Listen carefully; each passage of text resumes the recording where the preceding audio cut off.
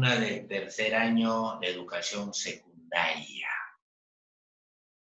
Tengan todos ustedes muy buenas tardes. El día de hoy, en el diario Mi Perú, he leído una partecita en que Estados Unidos, y discúlpenme la expresión, le va a abrir una bronca a China. No sé por qué será. De repente, por esta cuestión de lo que estamos atravesando en estos momentos tan difíciles, sobre la cuestión de coronavirus. Está en periódico, Perú 21. Estados Unidos agarra y le va a declarar a China un enfrentamiento ideológico, seguramente. Eso es lo que antes se denominó, pues, la Guerra Fría. ¿Sí? Claro. Pero yo lo que quiero es hacer notar de que el presidente norteamericano tiene en el poder que estar 4 años. Ya se va a cumplir, creo. Eso es lo que está tipificado en la Constitución Política Norteamericana. Y yo les he dicho a ustedes, esa Constitución Política hasta ahora no lo han cambiado. Es la madre del resto de las constituciones de los países federales norteamericanos. Si Estados Unidos tiene 55 o 60 estados federales, cada estado federal tiene su propia constitución. O sea, Estados Unidos tiene una macroconstitución que es para todos los estados y una microconstitución que es para cada estado federal. ¿Están entendiendo? ¿Sí?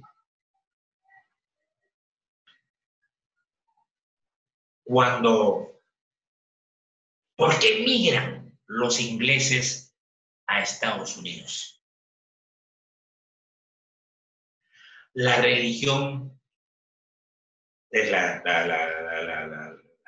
religión de Inglaterra. Es una religión protestante y religión católica. La mayoría de los habitantes de Inglaterra no quisieron aceptar esa religión. Y al no querer aceptar, fueron perseguidos por el gobierno inglés. Y al ser perseguidos, ¿por qué lo perseguían? Para obligarles a que tengan que aceptar esa religión anglicana, el anglicanismo. Como ellos no quisieron aceptar esa religión, fueron perseguidos y muchos tuvieron que salir de Inglaterra, cruzar el Atlántico y luego llegar a Estados Unidos para agarrar y ubicarse en algunos espacios y empezar a colonizar. Por eso vamos a ver la revolución de las 13 colonias norteamericanas. La revolución de las 13 colonias norteamericanas. Y ya hemos aclarado en las clases anteriores que no me confundan revolución con rebelión. En este caso específico es la revolución de las 13 colonias. Es decir, cambios en el aspecto político, social, económico, cultural, etcétera, etcétera, etcétera. La sociedad colonial norteamericana, a mitad del siglo XVIII, el territorio se organizaba en 13 colonias, ¿sí? Las 13 colonias norteamericanas. Hasta ahí estamos de acuerdo. 8 colonias en el norte de Estados Unidos. Se fundaron 8 colonias en el norte de Estados Unidos y 5 colonias en la zona sur de Estados Unidos. 8 y 5, 13 colonias. Las 8 colonias del norte predominaban los protestantes puritanos. Hay muchas religiones en Estados Unidos, pero en este caso predominaban, sobresalían los protestantes puritanos en el norte de Estados Unidos, en la colonia del norte. Los habitantes vivían del comercio y de la industria, o sea, se dedicaban al comercio y a la industria. Los habitantes de las colonias del norte en Estados Unidos se dedicaban a la industria y al comercio. 5 colonias del sur. Estas colonias eran agrarias, se dedicaban a la agricultura y a la ganadería. Ahí está la diferencia. Los del norte a qué se dedicaban y desde el sur a qué se dedicaban. Su economía se basaba en las plantaciones de algodón, del tabaco y del arroz. A esa actividad se dedicaban los habitantes de la zona del sur de Estados Unidos, los 5 estados federales, a la agricultura, a la ganadería, y los del norte al comercio y a la industria. Ahí está la diferencia, pues. Inclusive aquí va a haber diferencia racial. En el norte, ¿quiénes estaban? Y en el sur, ¿qué razas estaban? Y hasta de repente va a haber un enfrentamiento entre las colonias del norte y las colonias del sur. ¿Me están entendiendo? La sociedad colonial norteamericana, el criterio de clasificación social fue racial. ¿Ya ve? El criterio de clasificación social fue racial, no como en Europa. La alta clase social, el clero y el estado llano.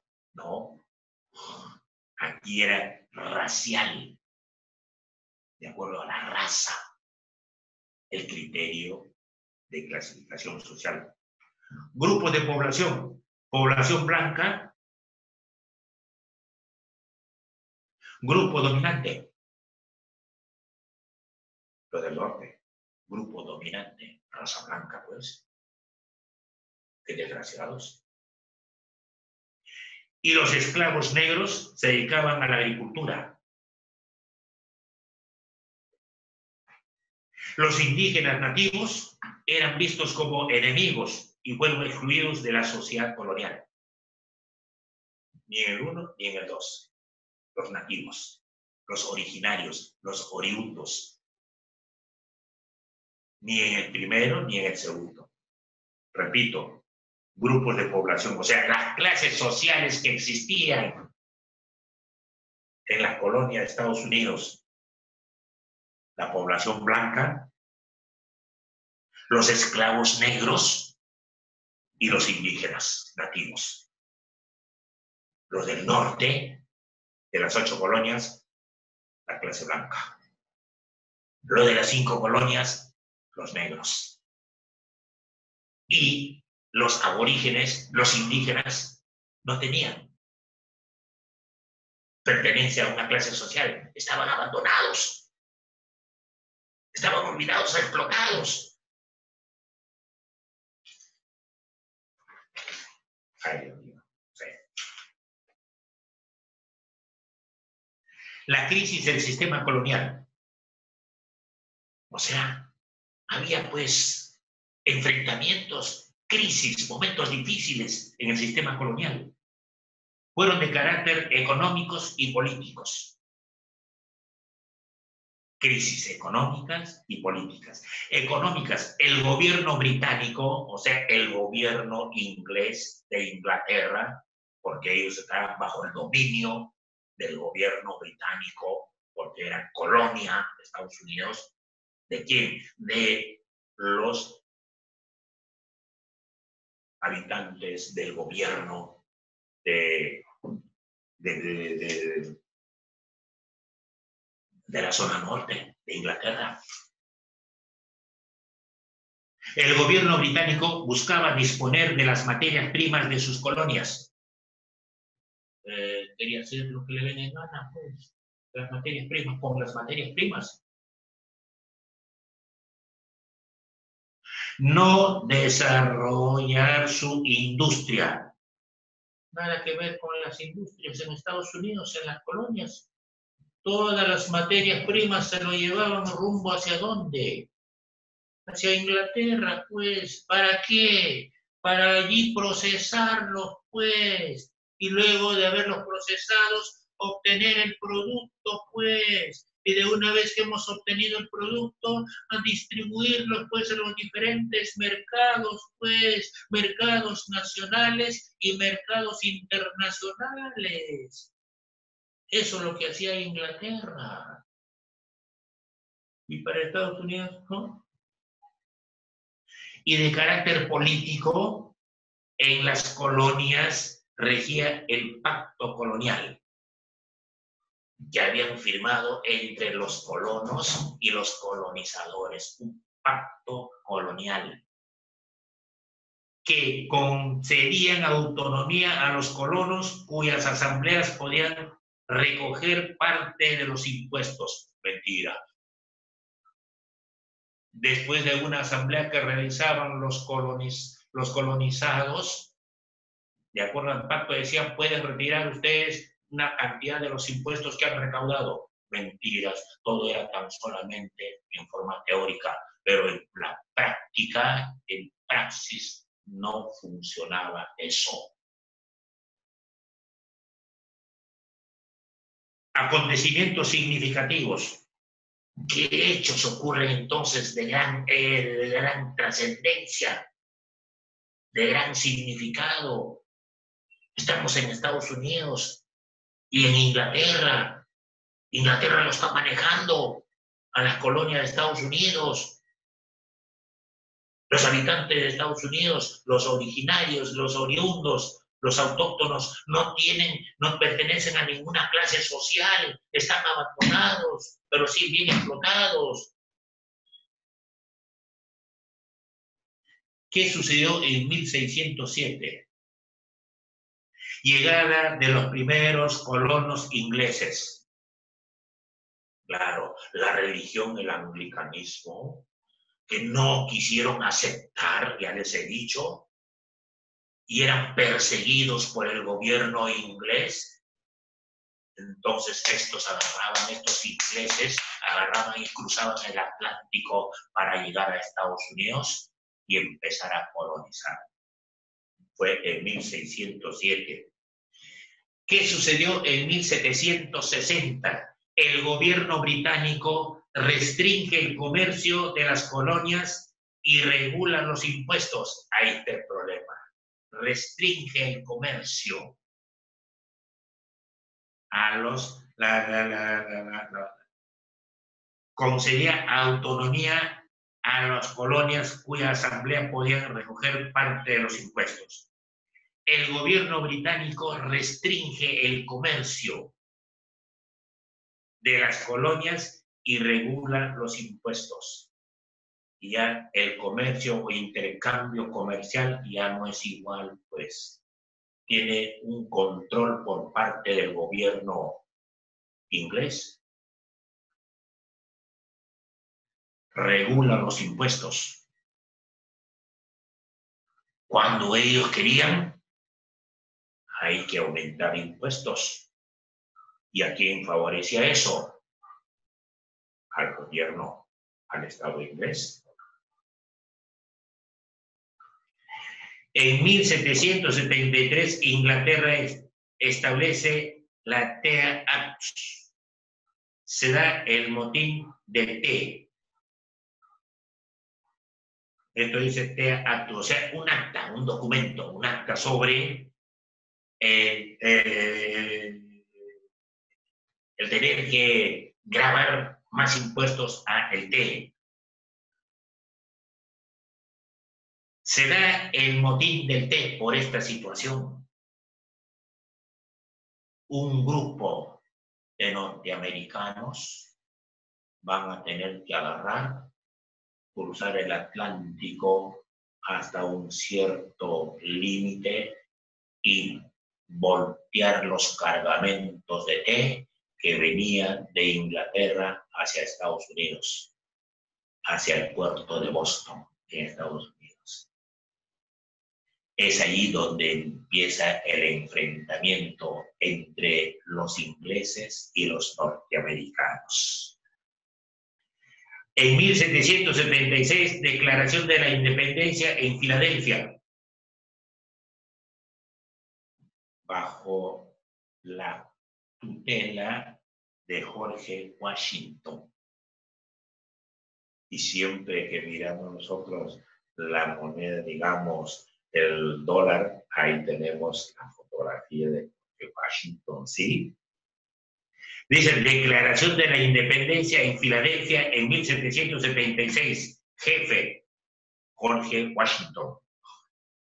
En 1777, triunfo de los americanos en la batalla de Saratoga y Yorktown. Triunfo de los norteamericanos en la batalla de Saratoga y Yorktown. En 1783 se firmó el Tratado de Versalles. Y en 1787 se redactó la Constitución, basada en un sistema federal con sus 3 poderes. Y a esto les he dicho, hasta ahora persiste esa primera Constitución norteamericana, que es la madre del resto de las constituciones que cada Estado federal redacta. Eso sí es manejable. Cada cierto tiempo van cambiando los artículos, las normas, las leyes en cada Estado federal. Por eso un Estado federal agarra y dice, bueno, necesitamos la migración hacia nuestro país, migración hacia nuestro Estado federal. Y cambian algún artículo referente a esa situación de migración. Pero no se puede cambiar la Constitución madre. No se puede cambiar, hasta ahora no lo cambian. Que consta de 3 poderes: el poder ejecutivo, el poder legislativo y el poder judicial. Compuesto, dice aquí, por 2 cámaras, la Cámara de Senadores y la Cámara de Representantes, o sea, la de diputados, pues. Ahora que se llama aquí en el país congresista, pues. Ese es el poder legislativo, Cámara de Diputados y Cámara de Senadores. ¿Y qué funciones? Proyectos de ley, iniciativas legislativas, proyectos de ley. A las finales estos proyectos de ley se convierten en normas, se convierten en leyes, para pasarlo ¿a dónde? Hacia el poder ejecutivo. Aquí en el Perú, ¿qué ha sucedido ayer o antes de ayer? Hay una ley que han aprobado los congresistas sobre esta cuestión de tráfico, qué sé yo, de vehículos, no sé. y que no han, digamos, considerado esta situación en esa ley entre Lima y Callao, Callao y Lima. Sí, eso es lo que he escuchado hacia la pasadita. Ellos hacen las normas del poder legislativo. De una vez que esa norma, de una vez que ese proyecto de ley o esa iniciativa legislativa ha sido aprobado en el Congreso, pasa al Poder Ejecutivo para su visto bueno, para su aprobación. Y si no lo aprueba el Poder Ejecutivo, no hace ninguna información sobre esa situación, el Poder Legislativo tiene toda la facultad para reunirse y en pleno del Congreso y aprobar. Ahí está en la Constitución de 1893. Pégale una revisadita. El Poder Ejecutivo, a cargo de un presidente elegido en sufragio universal por 4 años. Presidente norteamericano por 4 años es elegido en sufragio universal por votación por 4 años. Ahí está la diferencia a lo nuestro es de 5 años. Y eso, fíjense ustedes, que se aprobó después de la independencia, se elaboró la Constitución y está tipificado tiempo de duración del presidente de la República, del Poder Ejecutivo, en este caso, 4 años. Hasta ahora. El sufragio fue masculino, tan solamente los hombres iban a votar, asistían a votar. Primer presidente, George Washington, ya lo he dicho. Primer presidente de la República Norteamericana, George Washington, después de haber derrotado a los que habían colonizado, los ingleses, pues. ¿Y el Poder Judicial? ¿Y el Poder Judicial qué? Estaba a cargo de la Corte Suprema de Justicia. Tarea, velar por el cumplimiento de las leyes. Las normas se tienen que cumplir, las leyes se tienen que cumplir. Eso es a cargo del Poder Judicial, que viene a ser uno de los poderes del Estado, que se encarga de controlar, de vigilar el cumplimiento de las normas. Y ojo con esto. Esta cuestión de las debilidades en los diferentes gobiernos que hemos tenido. También había, no solamente estos 4 que han pasado, no. ¿Qué sucedió, por ejemplo? Esto ya lo hemos conversado ya. ¿Qué sucedió con el guano y el salitre?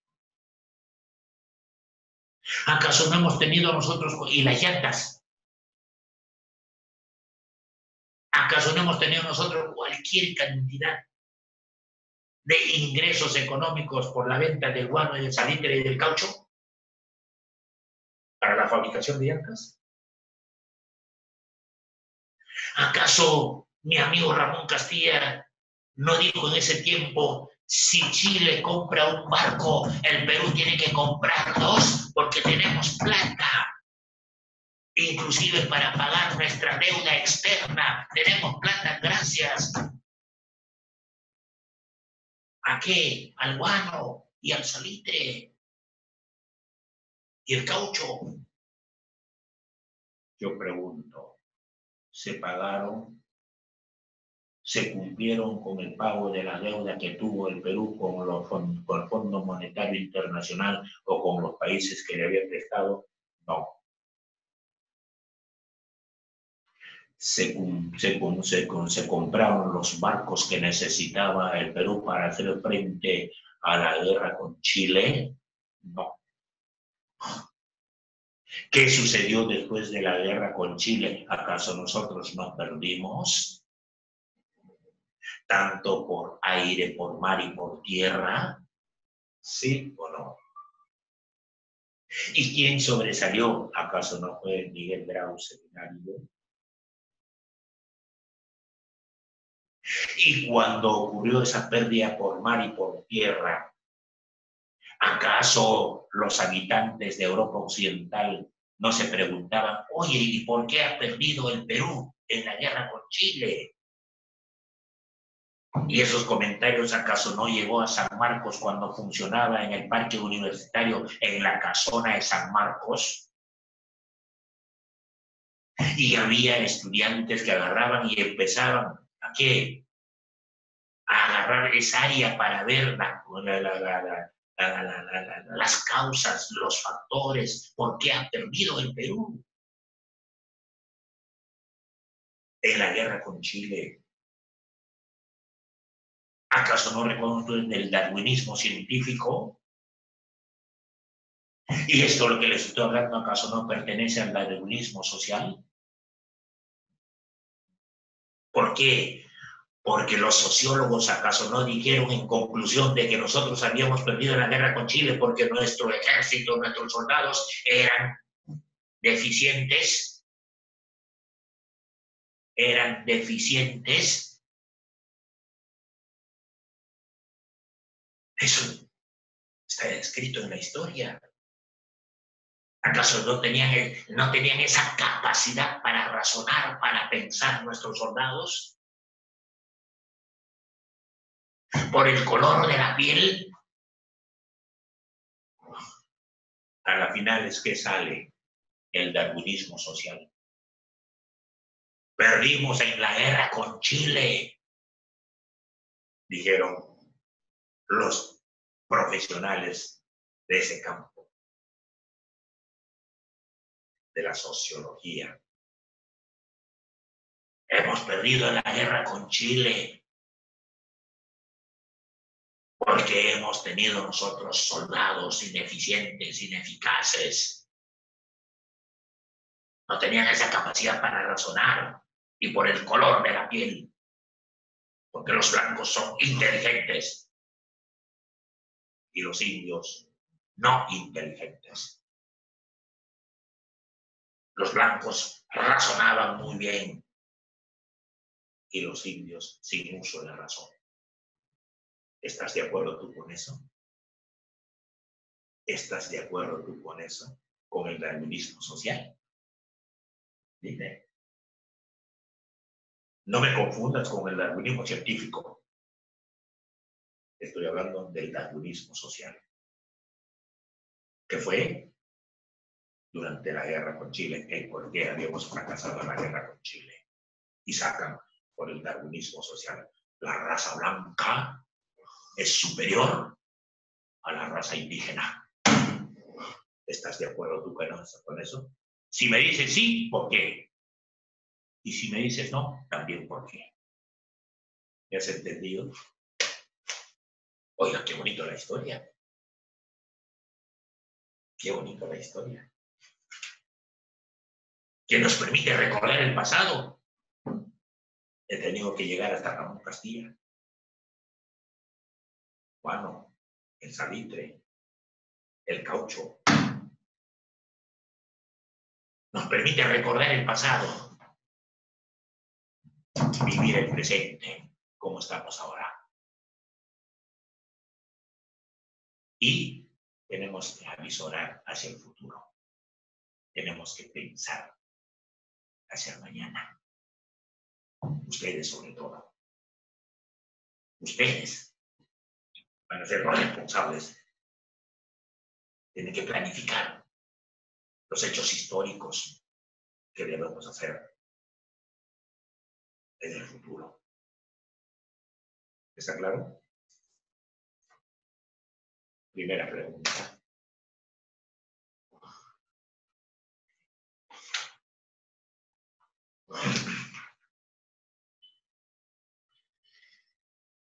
Identifica. Identifica.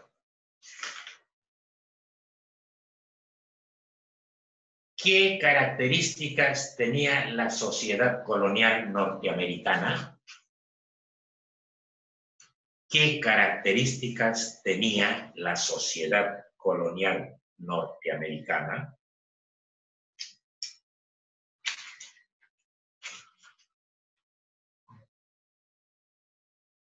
Dos. ¿Cuáles fueron las causas de la independencia de las 13 colonias? ¿Cuáles fueron las causas de la independencia de las 13 colonias?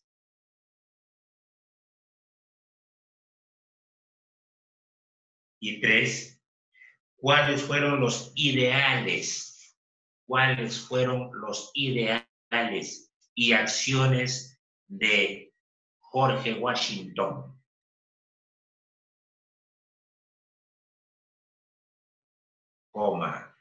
Jefferson y Franklin. ¿Cuáles fueron los ideales? O sea, los principios ideológicos y qué acciones realizaron quién o quiénes. George Washington,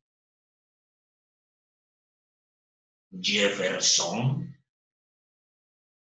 y Franklin. Gracias. Suerte a trabajar, mis queridos amigos.